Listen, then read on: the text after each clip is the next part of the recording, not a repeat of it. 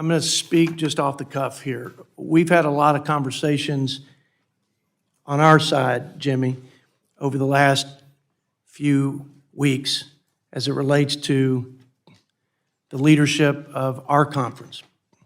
And I'm proud to say that we are wrestling with things of the greatest import, which have to do with our fiscal health and the deterioration thereof in this country, and the important and difficult things that we have to do to address it so we can right this ship, and so that we can ensure that our children are in good financial stead and that they will not have to dig out of a hole of trillions upon trillions of debt.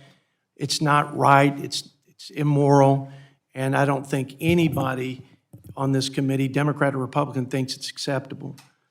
We laid out the reverse the curse budget resolution. It's our job. I think one of the problems with this place is we don't do our job, and we don't do it very well. We don't do it on time. We don't take it seriously. We don't have the process that encourages or forces us to do this job, and so we just don't. We avoid these difficult conversations, and it's getting more difficult, so it's easier to avoid them. And by the way, both sides do it. We don't pay for things. We don't authorize before we fund things. And it's just a big ball of dysfunction. And it's no wonder that we are at a place where we are at a $2 trillion annual deficit clip that will double in 10 years. And we are at an almost $1 trillion in interest payment clip that will triple in 10 years. It's no wonder with the dysfunction and the mess of this process. Here's one thing that I believe. I can't speak for all my colleagues, but we have to address mandatory spending. And while we're obsessing over the 1/2 of 1/3 of 1 year's discretionary budget, and I don't want to dismiss the fact that we ought to get our fiscal house in order, and there's waste and unnecessary spending on the discretionary side, and we ought to get after it and be stewards of the taxpayers up here. So it's not to diminish the discretionary, but it's the mandatory spending and the entitlement programs that are really driving the debt, and that if we don't address them, will truly bankrupt this country. Now, here's the deal.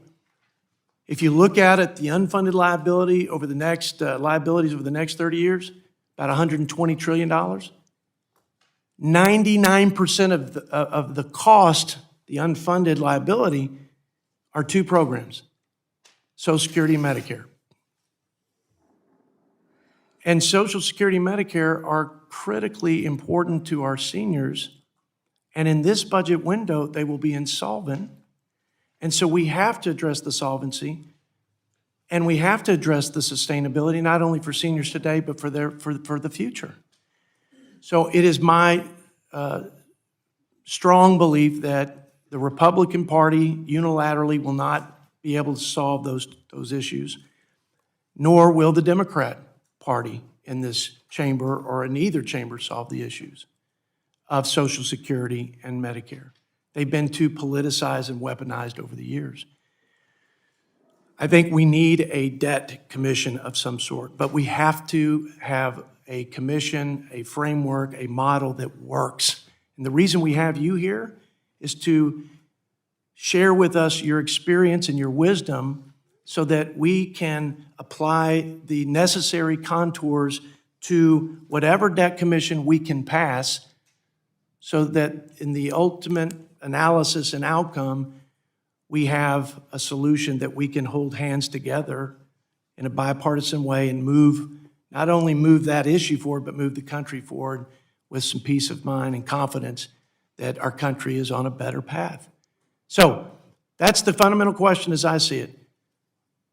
Good gentlemen, how do we do this, learning from all the different commissions, the one we served on, Steve, the 2011 Super Committee, the Simpson Bowles, the Greenspan? How do we do this so that it works not just for this institution, but most importantly for the American people. And with that, I yield to my ranking member for as much time as he may consume.